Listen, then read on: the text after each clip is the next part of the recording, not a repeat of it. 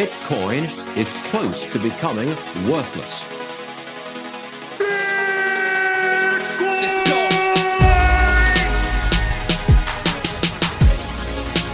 Now, what's the Bitcoin? Bitcoin's like rat poison. Yeah. Oh, The greatest scam in history. let's get it. Bitcoin will go to fucking zero. Yeah.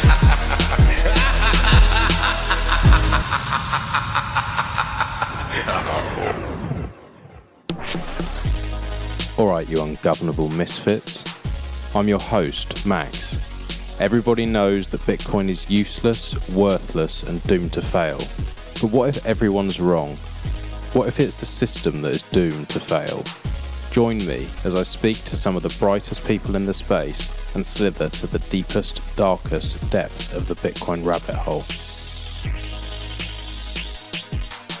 Welcome back, everyone. Today I have Self Bankt on the show. He's here to talk to us about government mandates and the effect it's having on him and his family.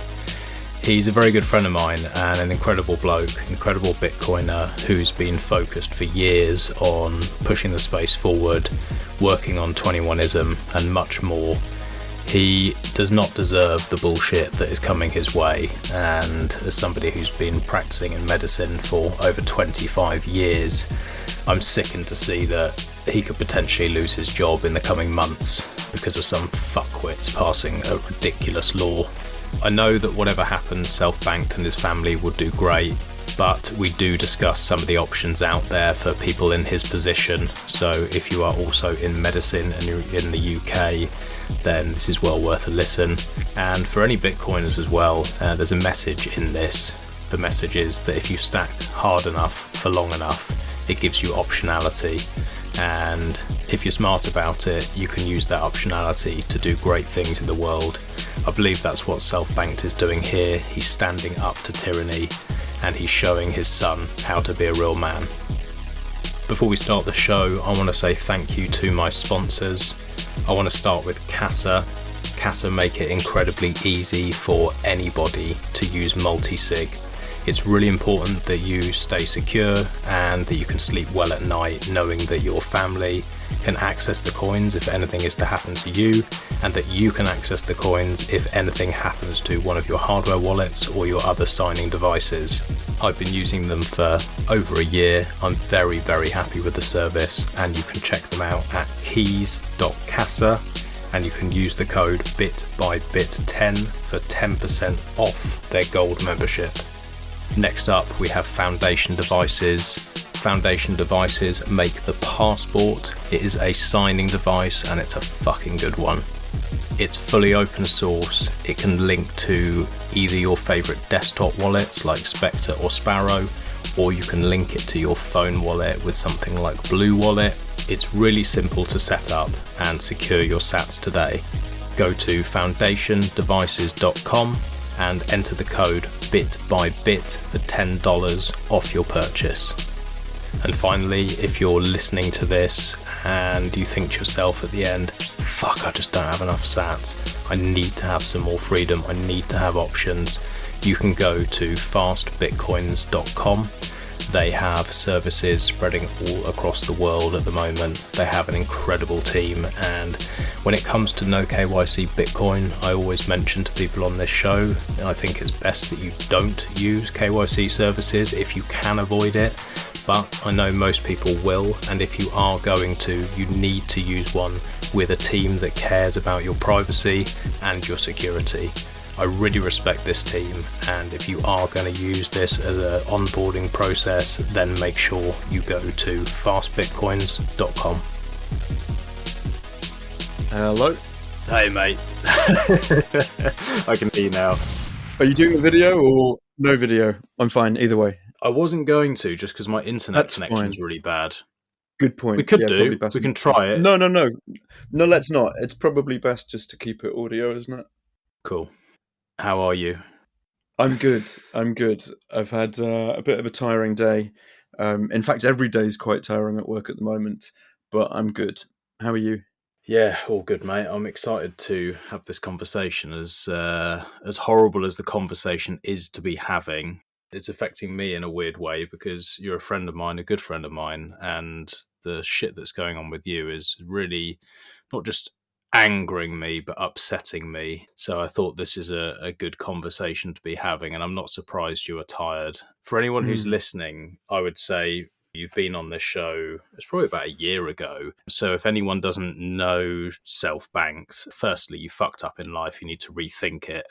But you should go back and you should go back and have a listen, get a bit of a background story, the rabbit hole story and all that sort of stuff, because this is going to be more specifically aimed at work and COVID and everything that's going on. So do you want to give a bit of a background and rundown on what it is you're currently doing and why we're having the chat? Yeah, well, and so first off, and so thank you very much for your kind words. And yeah, it was an absolute pleasure to first meet you and have that discussion with you on your pod a year or so back, and then all the interactions and the friendship that's kind of blossomed from that afterwards is something I've been really, really grateful for. It's awesome to turn online sort of relationships into meet space kind of friendships, and I think that's been a great support to me, certainly. So that's been a pleasure. In terms of my situation at the moment, and so some people may know or not, but I'm a doctor. I'm a kind of UK kind of consultant anaesthetist, and I was educated, and I was trained in this country, and I've been practicing medicine, or I started medicine about sort of 25 years ago. But the training process within anesthetics is very long. So I've been working as a consultant anaesthetist now for about 6 or 7 years. And I love my job. I love my career. I'm very proud of what I do, and the work that it's taken to get here. It's certainly my job recently has supported me being a new kind of father, and indeed I might have another one on the way. So it's Yeah, all these congratulations. things, and so thank you very much. It's very early days, but thank you very much. But yes, I mean, I love my job, but facing the vaccine mandates that are happening within the NHS in the UK has been a huge amount of stress. And it's something that I feel very strongly about on a lot of levels. And I've been doing my best to sort of summarize these and to articulate them, and so to those concerned. But yeah, I mean, my position is that I definitely do not want to be receiving this so-called vaccine, and that jeopardizes my career. And the way it stands at the moment, I've got about a week and a half after which I'll be served my notice in my current job, and then 2 months after that, I will be dismissed, just without any extra sort of money, just a complete kind of cut off. I've had conversations with my hospital director at the job I've been in for 4 or 5 years now, and he's a nice guy and he seems understanding, but very much seems like he's just following orders. And I spoke to someone else very high up in the and so in the organization, and again they were supportive, but again they just seem to be following orders. And this legislation from the government looks to be something that all providers of healthcare services in England are having to abide by. It's been a strange day because there was just announcements just from today that in the UK, in England, a lot of the COVID restrictions are going to be ending very soon. Yet still the NHS mandate remains. So it's all a bit of a roller coaster at the moment. It's such a weird situation. I mean, first, with the changes that are supposedly happening, we shall see, I guess. Yes. Yes. Words mean less than nothing at this point. So, we shall see. Yeah. But it's such a fucking weird situation because what I find interesting is a lot of the people who are, let's say, vaccine supporters, I won't be more derogatory than that, just the normal person who's not thinking and they're nodding along, they'll come out with things all the time to me like, oh, the NHS is overrun and we can't get the staff, and it's a real problem and COVID's caused this. I always have to correct and say, no, COVID hasn't caused this. The decisions made by governments and legislators have caused this. It's nothing to Yeah. do with a virus saying, me, the virus, I'm going to fight you. It's people doing it. And that really pisses me off. It's just like, I'm no doctor, but from what I've seen, it's very clear that there is no benefit transmission wise with this virus, whether someone has got the vaccine or hasn't got the vaccine. Then they can't argue that you're actually going to put anyone else at risk. So all you could possibly do is help people, and they're firing you. That's what's so fucking mental. Yeah, there's an awful lot of inconsistencies, and there's been a lot of lies over the past sort of 12 to 18 months about the effectiveness of the vaccine. And, that's gone from being 100% effective, to God knows what. I think the last I heard was about 37% effective. But I mean, we all know that the vaccine, and even if you're up to date with all of your boosters, it does not stop infection or transmission. And it was admitted by the CEO of Pfizer last week or so that the 2 doses provide little, if any, protection against the latest of the variants, which is innocuous itself.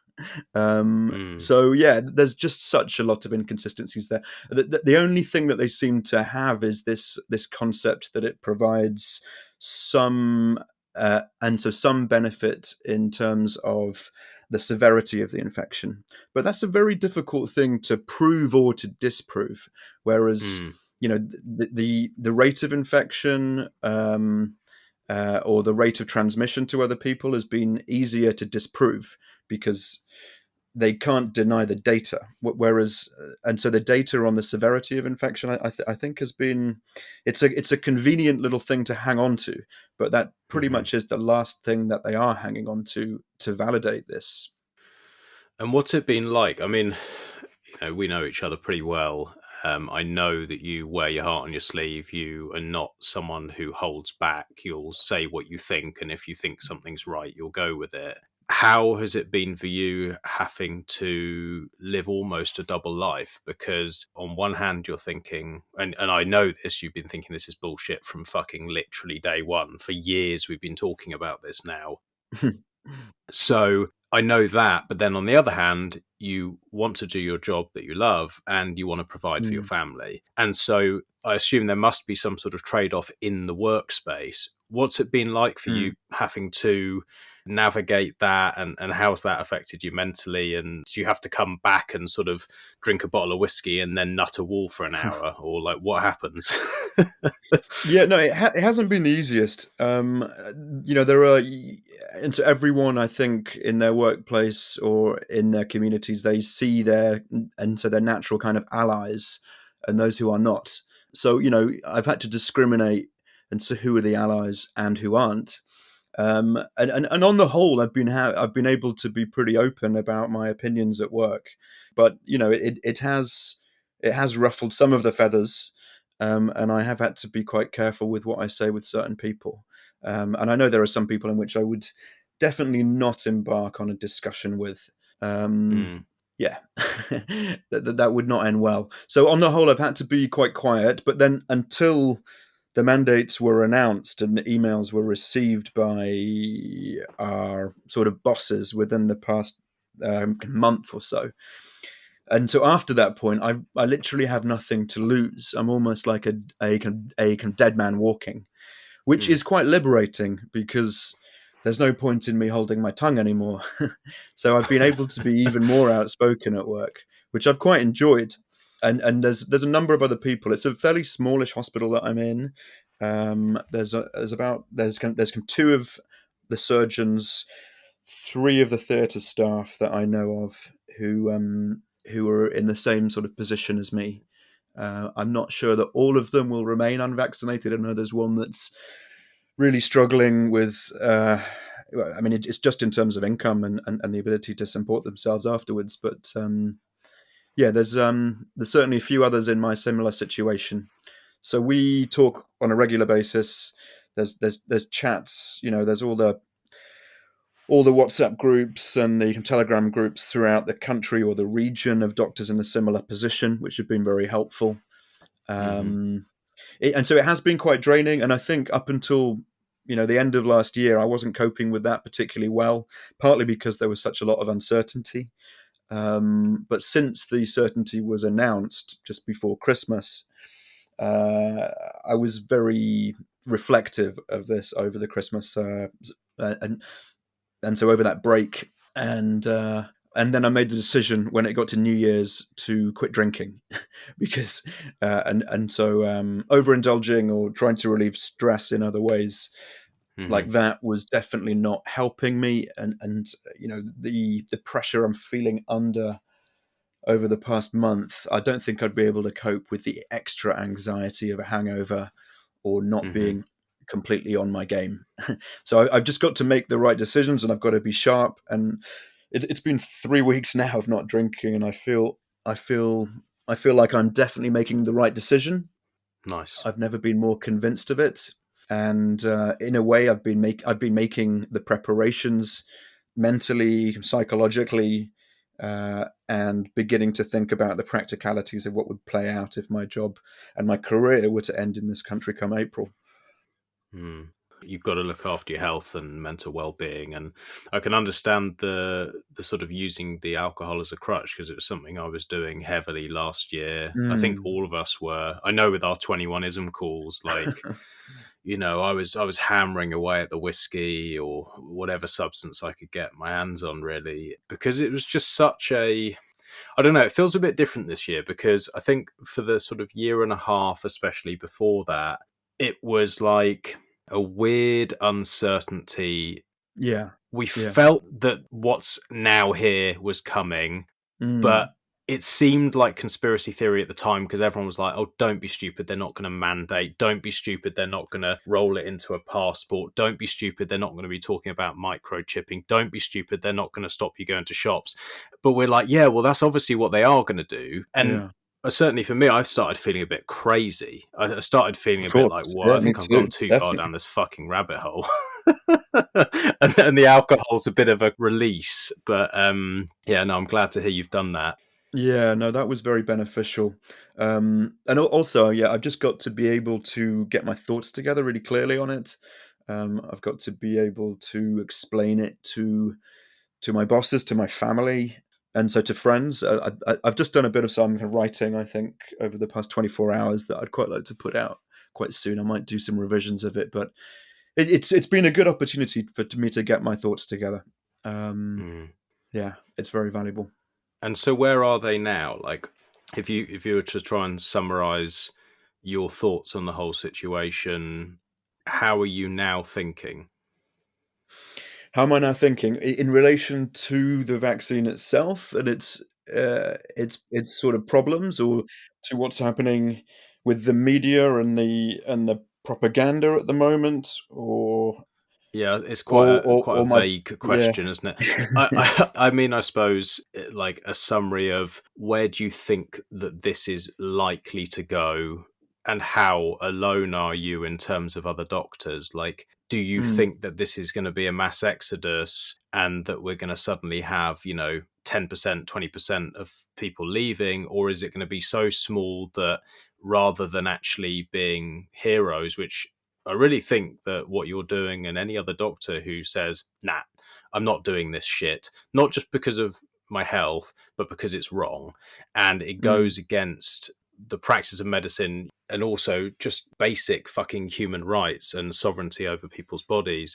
And I think that's a very brave thing to do. But do you think it's going to be viewed that way, or do you think actually you're going to be viewed and demonized because it's a small enough group that it's easy to do that with? Yeah, so I don't really know. I don't really know how I'm going to be viewed, but I don't really care how I'm going to be viewed either, because I'm not doing it, I'm not doing it to be viewed in any kind of way. I'm just doing it purely because instinctively, professionally, medically, scientifically, in terms of the evidence that I have, it quite clearly seems the most sensible thing to do. I think that my health is of the utmost importance, and I'm not prepared to play Russian roulette with it. And also, I feel that the medical profession in this country, anyway, is just going mad. I mean, just today, I had one person in the queue for lunch saying they hated their job and they were going to quit. Nothing to do with COVID.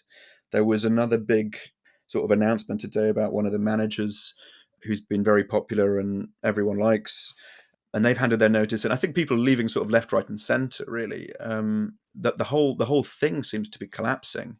I really don't know how they're going to cope after April if they do get the 80 or 100,000 of their staff who are sacked. I mean, that's going to, and so particularly for certain areas like the maternity services, who are already, and so thousands of midwives actually down, with a high ethnic sort of population there as well, with quite a lot of skepticism about the vaccines. I think that's going to be a bloody nightmare. So there's a possibility that this might be rescinded at the last minute. However, I'm not assuming that in any way. I'm just taking it as read that all this is going to happen. I'm taking it as read that no matter what people say or what news or announcements that we get before, no matter what kind of asteroid hits Earth or what geopolitical conflict occurs between Taiwan and the Ukraine or whatever right now, I'm assuming this is all going to go ahead. And I'm assuming I'm going to be out of a job in April. I think it's best to be prepared for that worst case scenario. Yeah, and the cynic in me thinks, well, this is like, obviously you have to be sick to think like this, but presumably the people who are fucking planning this stuff are very sick. I'd be thinking, if I was in their shoes, if I have a load of people step down, it's going to cause massive strain on the NHS, which is already under massive strain, supposedly. And then what that means is we can have someone to blame it on. So we can blame, firstly, the unvaccinated who are causing COVID to spike, meaning the hospitals are overrun. And we can also blame the selfish, horrible doctors and nurses who wouldn't get the jab. Then that can create a really nice narrative, which is the unvaccinated are the people who have destroyed the country, destroyed the NHS. Anyone who dies in hospitals or any problems there are in hospitals is down to them, not to incompetence and misuse of funds and everything else that they're doing. And so it just kind of is like a one size fits all, where we can just blame unvaccinated. And then it's really nice to push the agenda of let's fucking get them. and that's what worries me, is like it seems that their depravity, there's no end to it.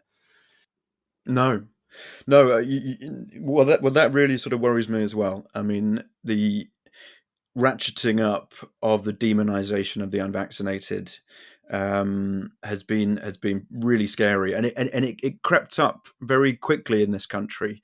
It wasn't really spoken about until October, November of last year, and then within, from November to January, it seems to be increasingly acceptable to demonize them.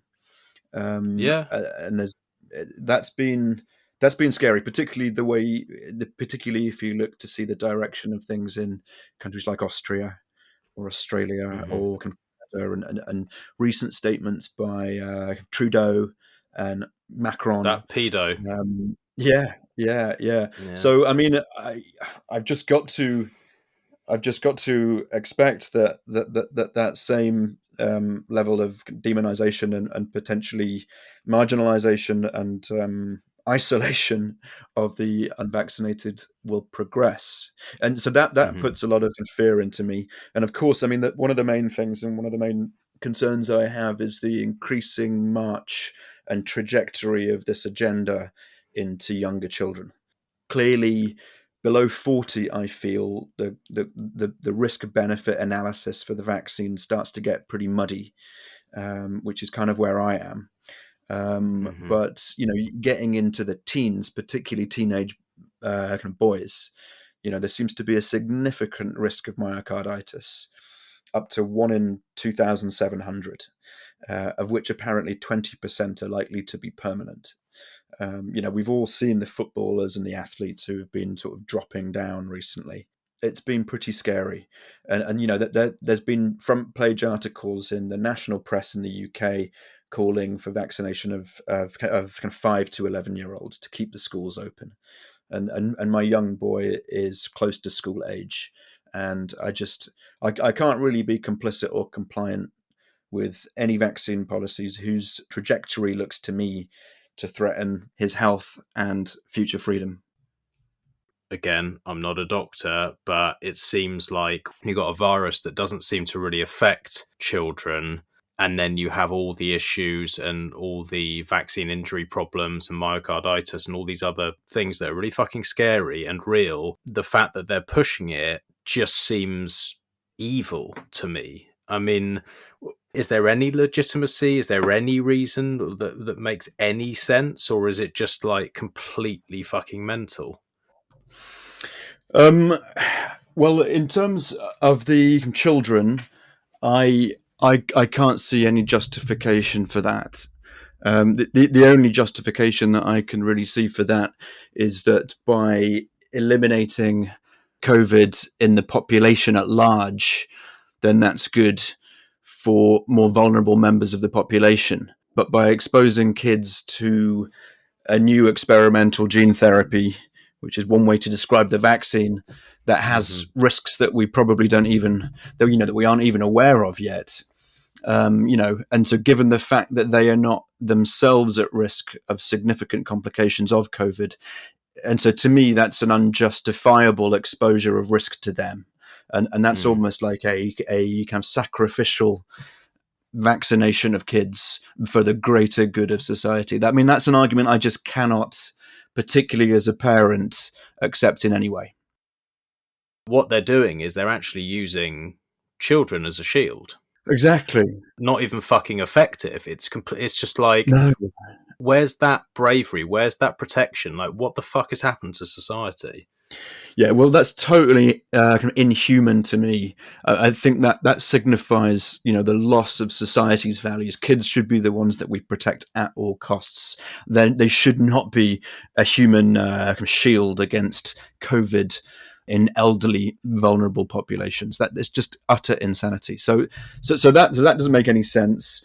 When it comes to pregnant kind of mothers, I think it's a bit of a difficult one. I mean, pregnant ladies, particularly, around their delivery dates, there's a lot of stress on their bodies, and they quite often, it's a pretty challenging time for their physiology, for their heart, and for their lungs.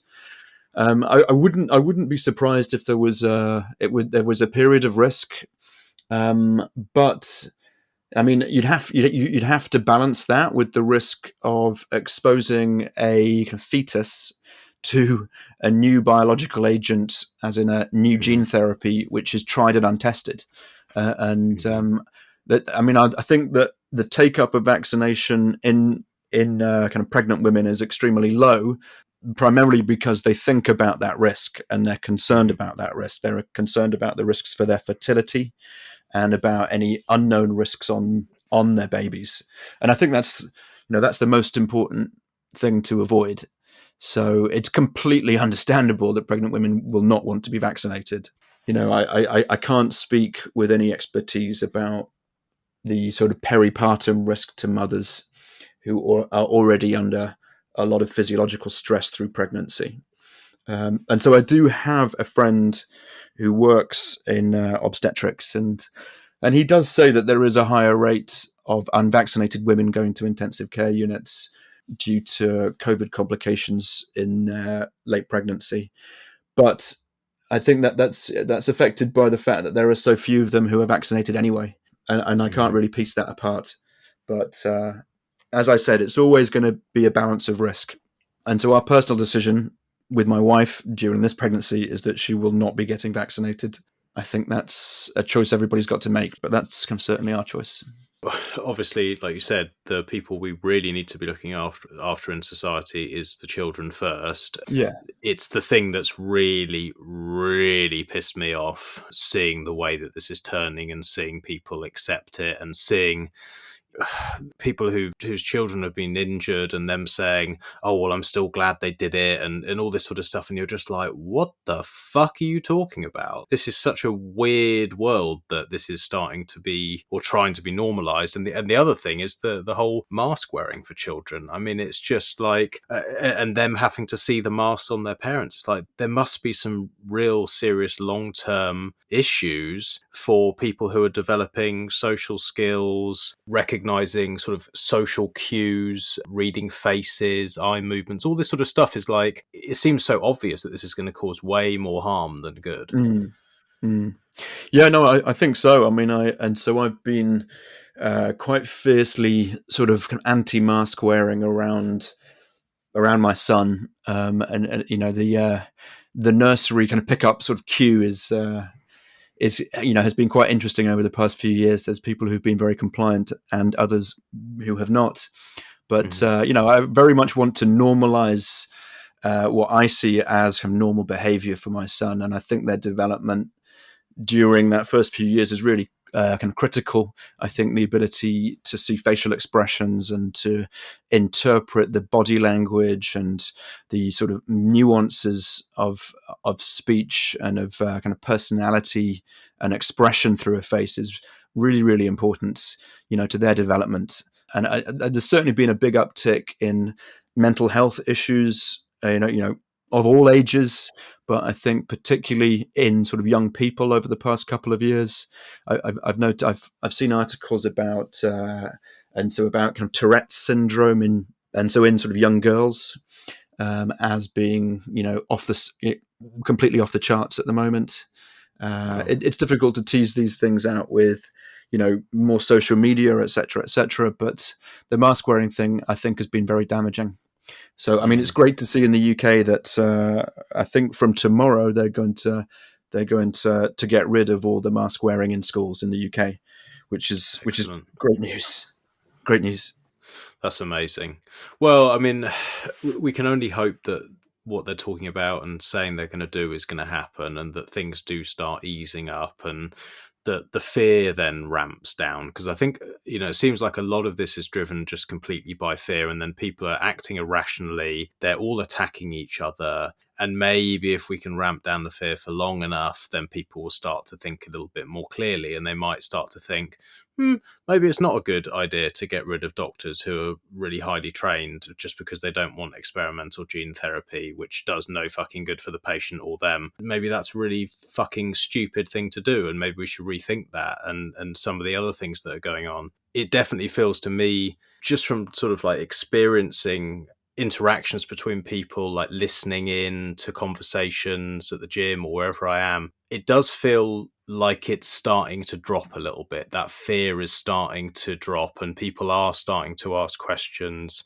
Is that something you're seeing within the hospital or from sort of work events or anything like that? Are you starting to feel that you're less alone than you were previously? Yeah, I mean, I think that the truth is out there.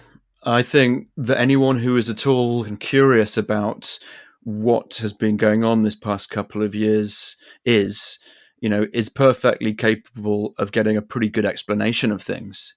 But there's a lot of kind of tribalism, and there's a lot of what's that kind of sunk cost kind of fallacy stuff. I think that there's a lot of people who have been very invested in this. It's become a part of their identity, and I think they feel quite sort of threatened by the sort of shattering of that by any truth emerging. And so some people, I think, are still very protective of all their COVIDism, and they're welcome to keep it. But I think the truth is going to be hard to contain. It really is. What are the things that stand out to you as a medical professional? What are the things you would maybe say to a fellow doctor or loved one where you'd say, look, to me, and this is my job, this doesn't look right, either with the data or with what you're seeing in the hospitals? Are there things that you can particularly point to which you just think like anyone who wants to actually use their brain can realize this is not quite right? I mean, there's a lot to get into there. I mean, we've already talked a little bit about the myocarditis risk in some particularly kind of young men. I think that's a huge concern.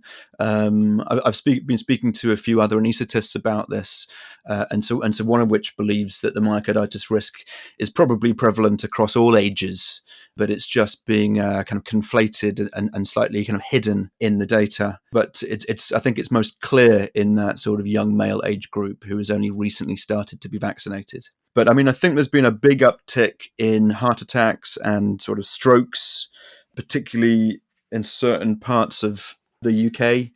I think there was a 25% uptick in the MI rate in the west of Scotland that was quite well correlated with one of the vaccination waves last year. I think these correlations are increasingly hard to ignore. And I think the one that people cannot ignore is the one in boys between 15 to 19, which looks to be significant, and I believe has been brought into courts of law in the UK based upon quite heavy, high-quality data from the ONS, which is the Office for National Statistics in the UK. So it's great to see that good data management has occurred in this country, and perhaps that will be the savior, to allow that data to not be hidden. There's the Freedom of Information Act to the ONS, and there's been quite a lot of requests for information that they've had to supply, and a lot of the data that's coming out is now quite concerning and is being passed up the chain. And I think in some ways is partly the reason why there's been a sort of kind of backtracking in the progression of this agenda in this country lately. Yeah, like you say, it's good to see some of this data coming out. It's all very dreary and scary and worrying. However, the one saving grace, and what I think about when I think of your situation is, thank God that you have been involved in Bitcoin for as long as you have, that you've been preparing yourself both mentally and preparing yourself, being someone who is, what's the word I'm looking for? Basically being an outsider. Like the fact that you have been an outsider with Bitcoin for so long, and the person who's sitting there saying the money's fucked, like this is all a scam, this is a Ponzi scheme, this is crazy, the whole thing's a nightmare, it's all going to blow up in everyone's faces, people are being stolen from, it's destroying lives. We're saying this stuff which is really unpopular but true. The fact that you've gone through that, it's almost like training, because now you're going through it all over again, but at least you're a little bit more prepared. So, I see that as at least a positive, because I think someone who hasn't gone through that and isn't a Bitcoiner, but has the feelings you have with all the medical stuff, I don't know how they'd cope. Yeah, I mean, it's been really sort of heavy to deal with, but you're right, I think. And so being a Bitcoiner and being aware of the enormity of the corruption and the sort of debt slavery that's been enacted by the fiat monetary system and continues to be, I think that allows you to open your mind to the potential for other grand conspiracies of that level, of which I guess this is probably one of them. But also, of course, it's given me the fact that I've been stacking quite religiously for a few years has put me in a position where I've got the financial security to be able to speak truth to authority, and to be able to put my thoughts out there, and to be a voice of resistance, and to have a line that I will stand by, because I don't think me sort of continuing to bring some fiat income in every month is the most important thing. I don't want to, have to not stack, and I don't want to have to be living off my stack.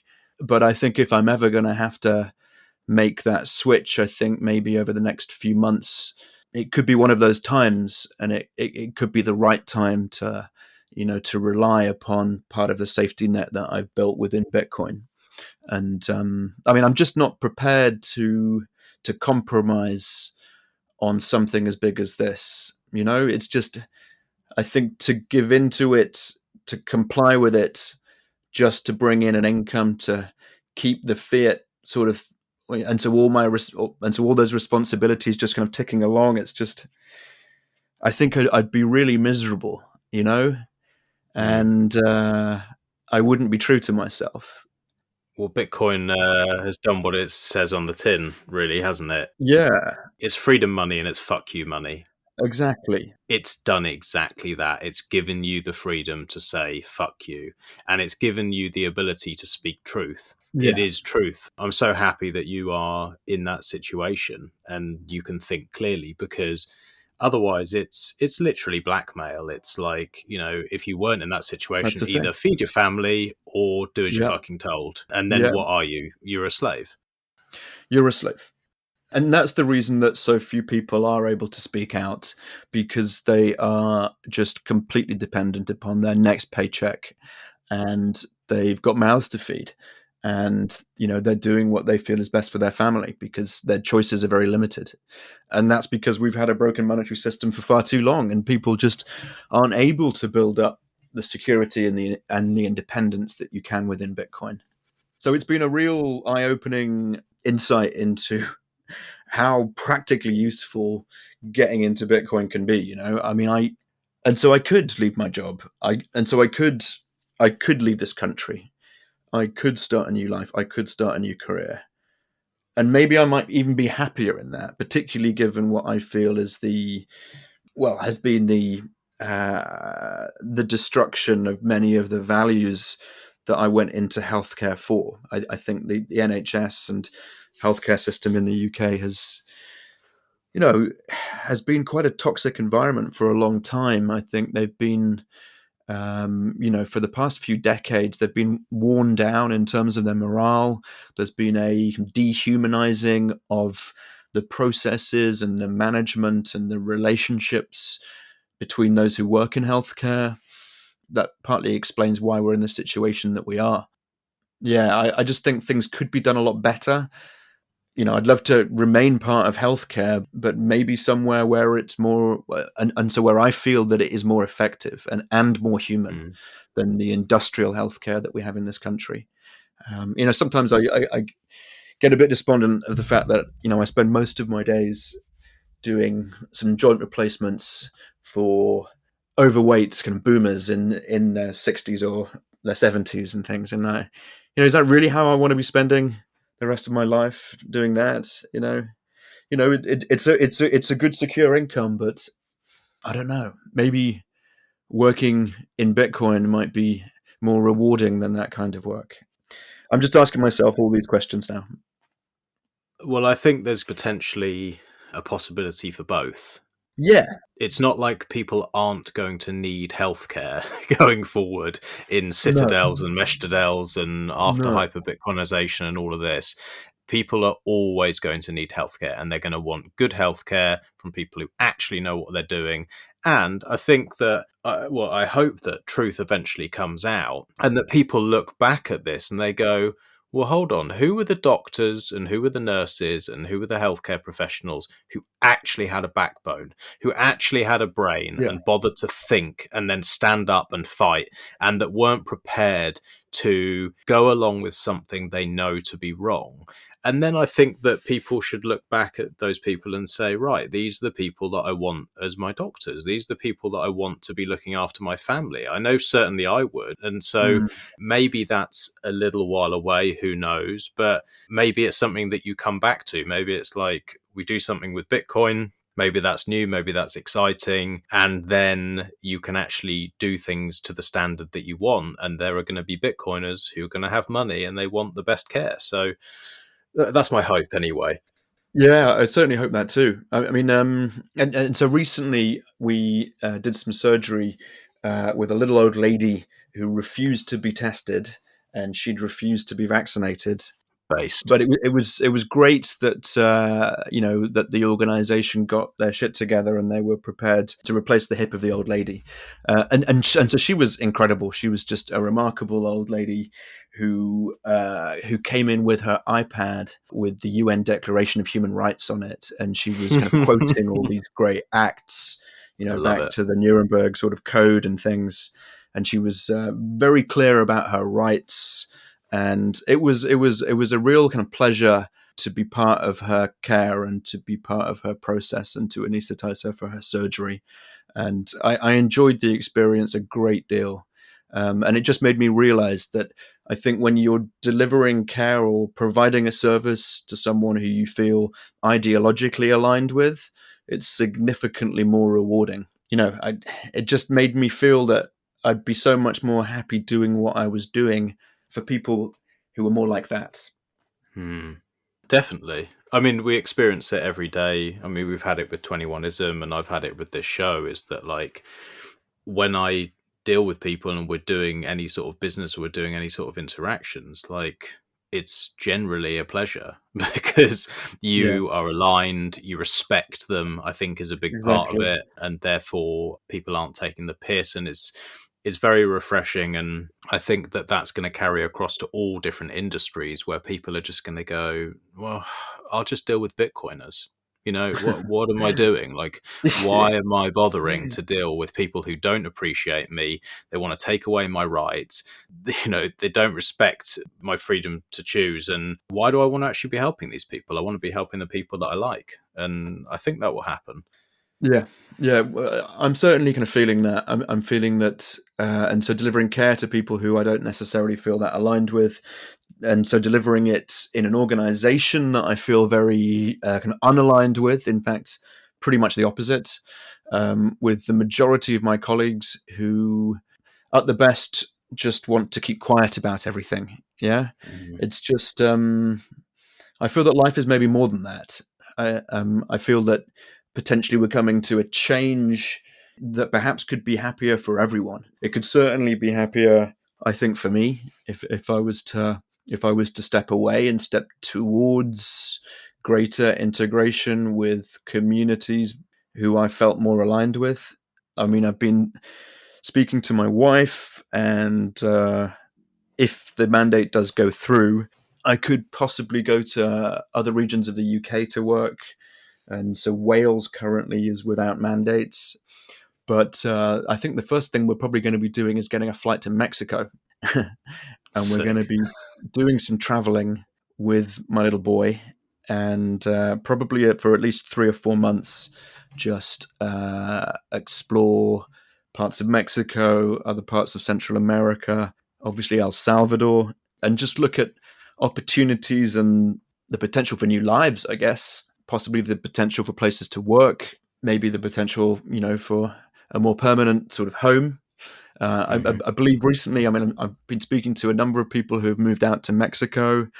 I know a lot of Germans, apparently, I sort of read earlier this week, are going to South America, buying land in Paraguay. So, there seems to be a bit of an exodus going on. There seems to be a migration of young, or particularly young freedom lovers from modern Western democracies who are feeling sort of pushed away and very unaligned with their countries. And the draw towards being part of that new world, that that sort of new beginning, that's beginning to become something I'm having trouble to ignore, and something I'm beginning to get more and more excited about, even to the point of like, potentially, I don't give a fuck if the mandate goes through or not. I might go, I can sense that. I can feel that. It's almost I like you might want be, it to. I might be kind of begging for it, to be honest. I mean, it would be funny, like if, like at the last minute, they said, the mandate's been revoked. It was just a game, and I'd still say, "Fuck you, I'm leaving," and leave them in the lurch and enjoy it. Particularly for the way that I've been treated, which is, yeah, I kind of agree with you, but these are the rules, and we've got to stick by the rules. We're just following orders, so you're Just gone. following orders. Well, it seems like it's not only a brain drain, but it's a soul drain. It's like, anyone who's got a heart and a soul and some life in them, and freedom lovers, like you said, they're all just like going, what the fuck am I doing here? It's cold, it's wet, it's expensive, it's full of miserable cunts. Why don't I go to South America, somewhere with some sunshine and a bit of life and a bit more freedom? And it's pulling me in as well. There's definitely part of me that's just thinking, what am I doing? like, what the fuck am I doing here? I think it's going to be great. I think there's going to be a lot of people who do go out there, and I wonder whether they ever want to come back, even if things do change, even if Europe sort of wakes up in a few years. I think that potentially people are going to settle out there and have a more enjoyable life. But it'd be interesting to check in with you sort of, I don't know, Yeah. 6 months down the line and see once you've had a bit of travel time and explore with the family and see where you're going. And for anyone who's listening to this, if you've got any Bitcoin jobs or opportunities or ideas or anything like that, like